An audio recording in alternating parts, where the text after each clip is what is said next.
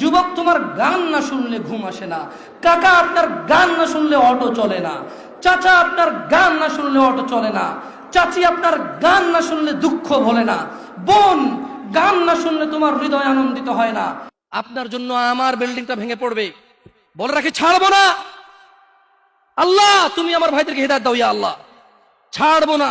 এই যে ভূমিকম্প হলো আপনার গান বাজনা বাজানোর কারণে। মুহাম্মদ সাল্লাল্লাহু আলাইহি ওয়াসাল্লাম কি মিথ্যা কথা বলে?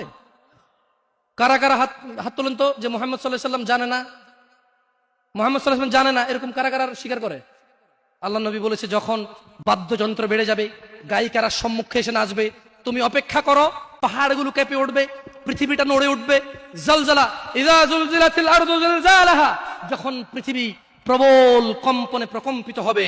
ওয়া আখরাজাতিল আরদু আসকালাহা, যখন এই মাটি তার ভিতরে যা আছে একদম লাথি মেরে বের করে দেবে, লাশ হোক আর যাই হোক, মাটি বলবে যে বের হও, বের হও আমার থেকে, বের হও, আমি তোর আর কাউকে রাখবো না।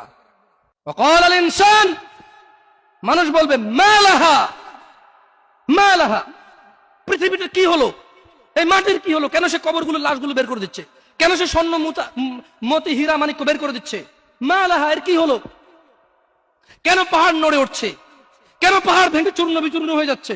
মানুষ বলবে মালাহা, পৃথিবীর কি হলো, বিআন্না রাব্বাকা আওহালাহা, পৃথিবী এটা করবে, বিআন্না রাব্বাক, কারণ তোমার প্রতিপালক আওহালাহা, পৃথিবীকে আদেশ করেছেন।